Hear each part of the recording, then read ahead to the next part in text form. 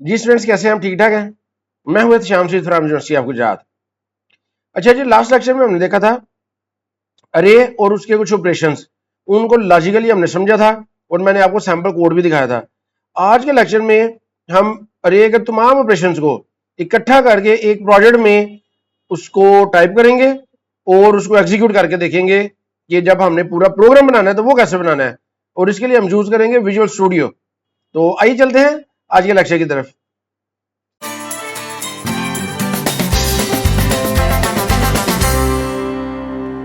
जी सबसे पहले visual studio open करें और यहां से आपने सेलेक्ट कर रहे हैं सी प्लस प्लस। हमने सी प्लस प्लस में एम्प्टी प्रोजेक्ट पे क्लिक करना है, या ये कंसोल ऐप पे करेंगे ना, इसमें बाय डिफॉल्ट ये हेलो वर्ल्ड बना होगा कंसोल ऐप में। एम्प्टी प्रोजेक्ट में कुछ भी नहीं होगा तो हम कंसोल ऐप कर लेते हैं, ऑलरेडी इसमें मेन फंक्शन बना होगा। इसका नाम हम रख लेते हैं अरे एडीटी, एब्स्ट्रैक्ट डेटा टाइप, और इसको क्रिएट करें। अब ये देखें जी, ये प्रोजेक्ट जो है वो बन गया है। अब इसमें इस कोड की हमें जरूरत कोई नहीं है, इसको डिलीट कर दें। इसको एग्जीक्यूट करके देखें, हेलो वर्ल्ड प्रिंट हो रहा है। ये देखिए हेलो वर्ल्ड प्रिंट हो रहा है।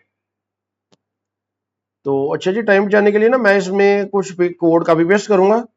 अब सबसे पहले हम इसमें मेन्यू बना लेते हैं, एक इंटीजर चॉइस, और इधर हम मेन्यू बना लेते हैं। ये हमने मेन्यू बना लिया,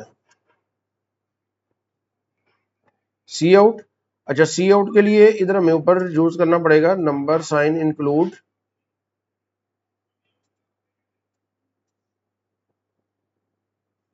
stdio.h।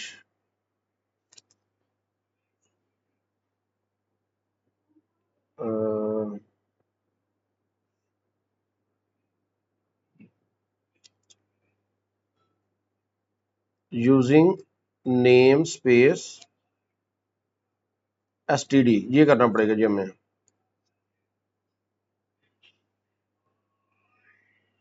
इंटीजर मेन, और इधर एरर क्यों आ रही है जी? हमने एंड पे रिटर्न जीरो नहीं किया, रिटर्न जीरो।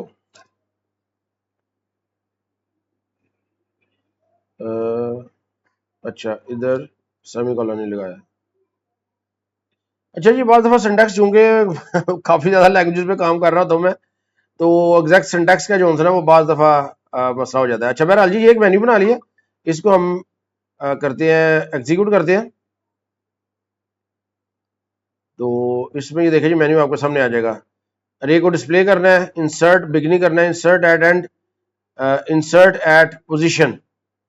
ठीक है, किसी एक पर्टिकुलर पोजीशन पे इंसर्ट करना है, ये इंसर्ट एट इंडेक्स भी कर सकते हैं।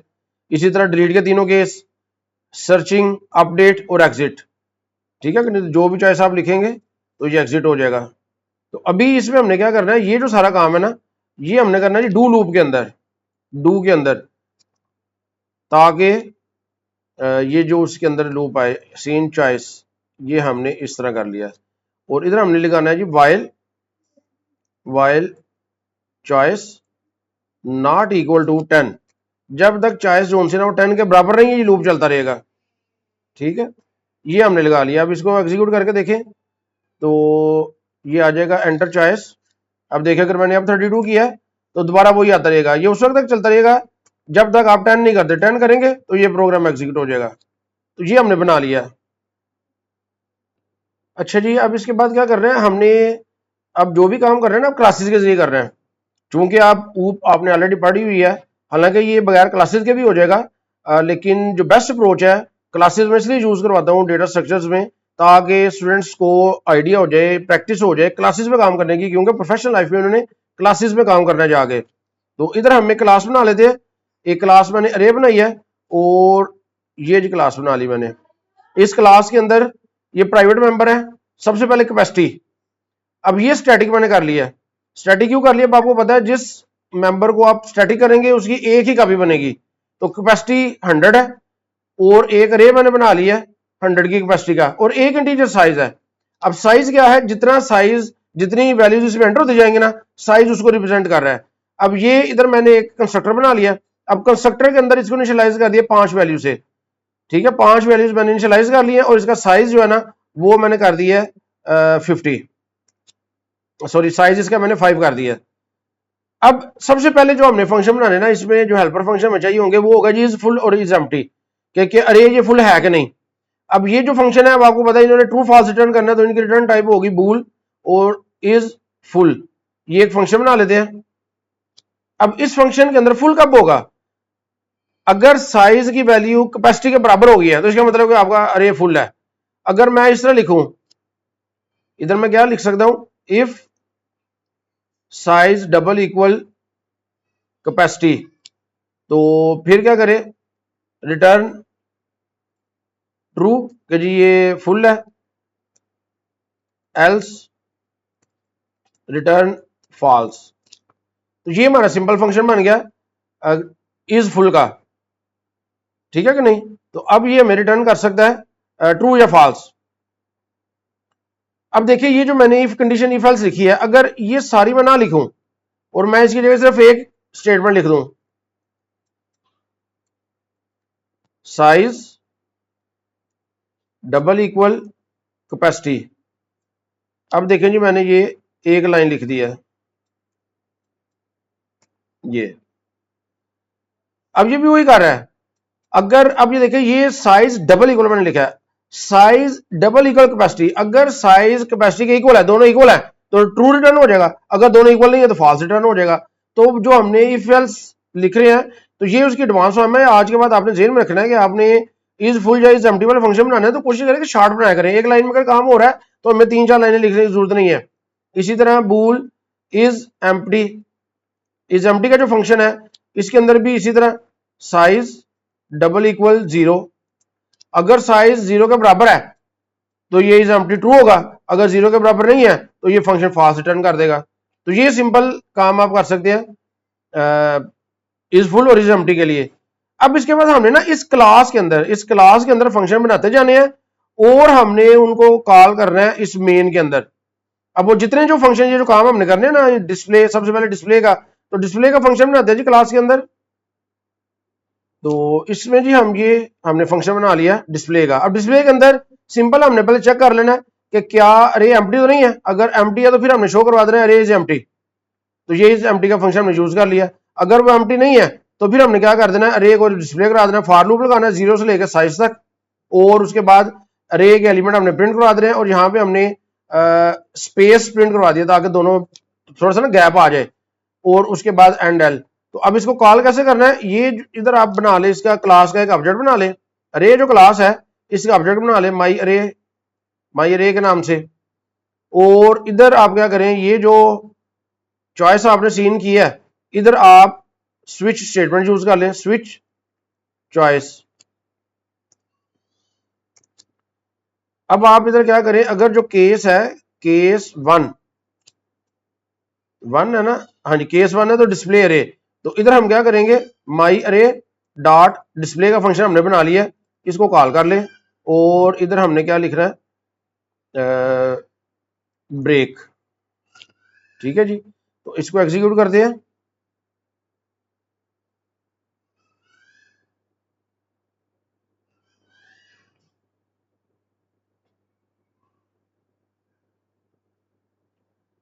अच्छा इसके साथ ना हमने रिटर्न नहीं लिखा, return size double equal to 0, और इधर भी हमने रिटर्न लिखना था, तो जो इनका आंसर आएगा ना वो रिटर्न हो जाएगा, तो वो हमने रिटर्न नहीं लिखा था क्योंकि इनकी रिटर्न टाइप बूल है, और ये सिर्फ कंपेयर कर रहे थे, रिटर्न नहीं कर रहे थे, वो रिटर्न हमने लिख दिया। दोबारा इसको एग्जीक्यूट करें।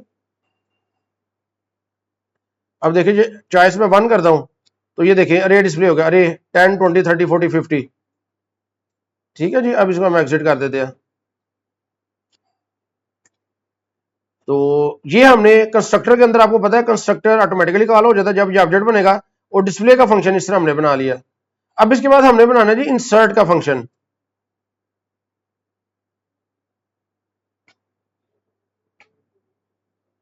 अच्छा जी, इसके बाद इंसर्ट के 3 फंक्शन है, ये इंसर्ट के फंक्शन आ गए। अब इसमें सबसे पहले इंसर्ट एट बिगनिंग। अब इसमें एक पैरामीटर वैल्यू हमने पास करनी है, जो वैल्यू पास करनी है अब सबसे पहले हमने चेक कर लेना क्या फुल है कि नहीं। अगर फुल है तो मैसेज शो कर दे अरे ओवरफ्लो और रिटर्न करवा दे, अगर फुल नहीं है तो आपको पता है सारी हमने शिफ्टिंग करनी है, और ये वही कोड है शिफ्टिंग का, और उसके बाद हमने 0 इंडेक्स पे वैल्यू इंसर्ट कर देनी है और साइज को प्लस प्लस कर देना है।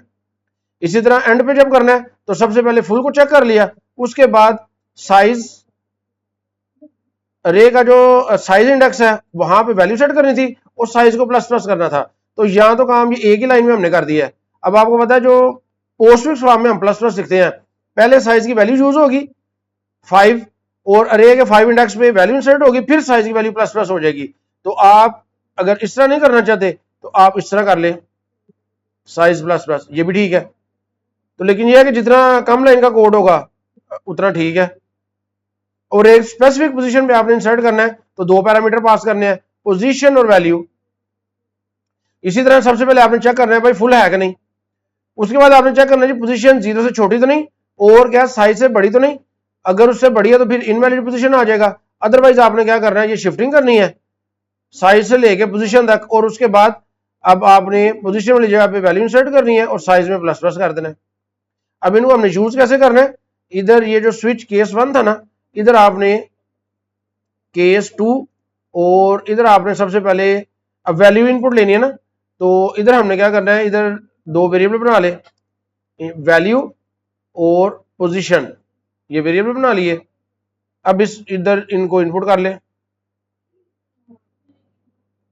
तो ये केस 2 की जगह ये हमने पुट कर लिया। अब देखें इसमें क्या है जी, सबसे पहले आपने सी आउट करा दिया कि वैल्यू एंटर करें, वैल्यू इनपुट कर ली, उसके बाद फंक्शन कॉल कर लिया इंसर्ट एट बिगनिंग, जो वैल्यू इनपुट किया वो पैरामीटर के तौर पे पास कर दिया, इधर ब्रेक कर दिया। इसी तरह दोबारा आपने वैल्यू इनपुट किया और आपने इंसर्ट एट एंड कॉल किया, वैल्यू पास कर दिया। अब जब आपने एक खास पोजीशन पे करनी है, स्पेसिफिक पोजीशन पे, तो आपने पोजीशन भी इनपुट लेनी है और वैल्यू भी इनपुट लेनी है और इन दोनों को पास कर दे पोजीशन वैल्यू को। तो इसको अगर हम एग्जीक्यूट करें तो ये सबसे पहले हम डिस्प्ले कराते हैं, तो ये वैल्यू है। अब मैं क्या करता हूँ जी, 2 करता हूँ, एंटर वैल्यू, जो टॉप पे पोजीशन करनी है ना, मैं इधर लिख देता हूँ जी 5। अब मैं दोबारा डिस्प्ले कराता हूँ और ये देखिए अब ये 5 आ गया। अब एंड पे अगर करना है तो उसके लिए 3 करना पड़ेगा। अब एंड पे मैं क्या करता हूँ, एंड पे मैं कर देता हूँ जी 60, दोबारा 3 करता हूँ और इधर 70 कर देता हूँ। अब डिस्प्ले करवाएं तो ये देखिए 60 70 आ गया। अब मैं 4 करता हूँ, पोजीशन मैं कहता हूँ जी थर्ड पोजीशन पे वैल्यू कौन सी इनपुट कर दो।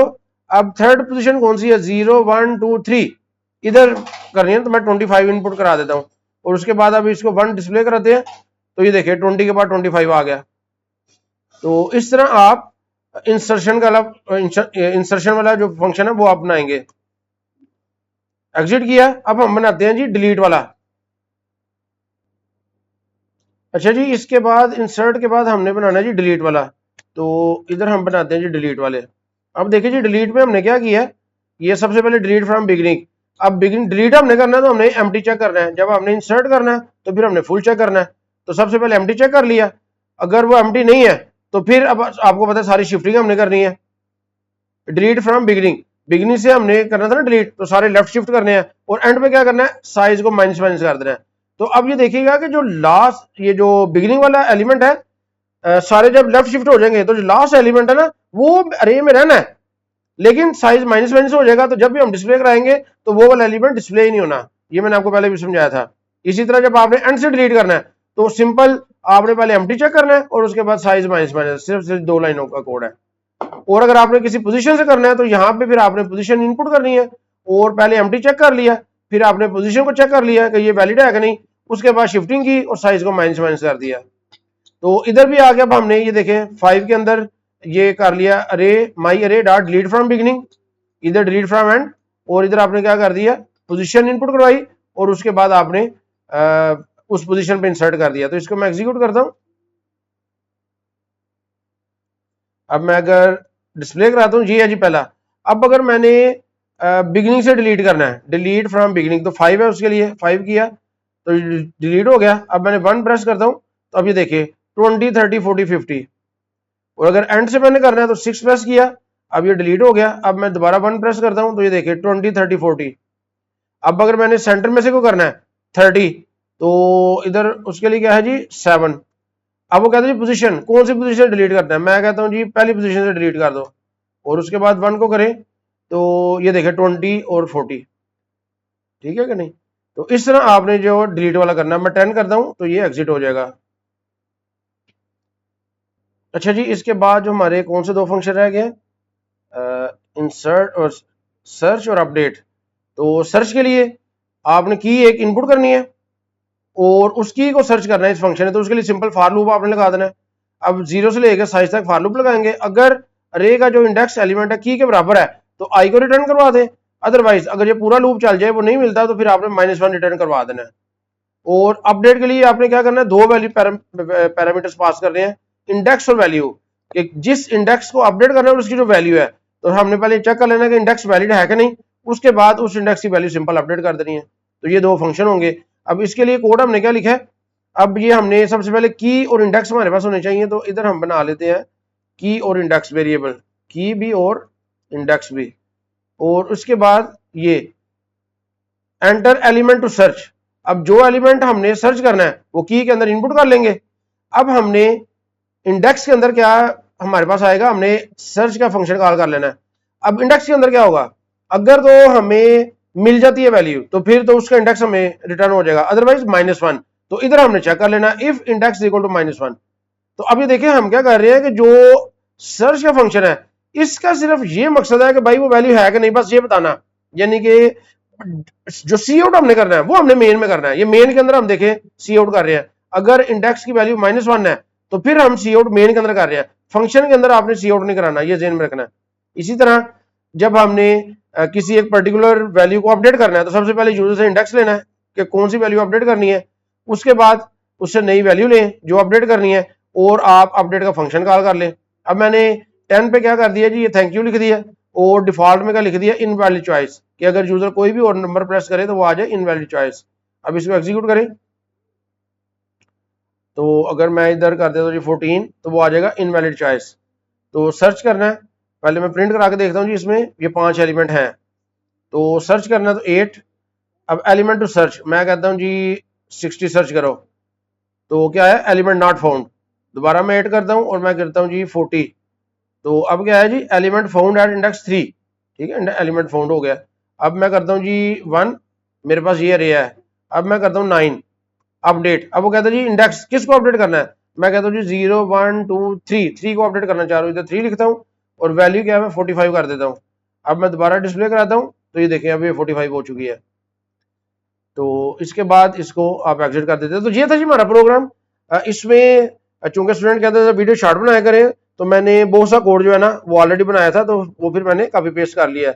तो उम्मीद है आपको समझ आ गई होगी कि अरेज के साथ ये जो सारे फंक्शन है उनको कोड कैसे करना है और हमने पूरा प्रोग्राम कैसे बनाना है।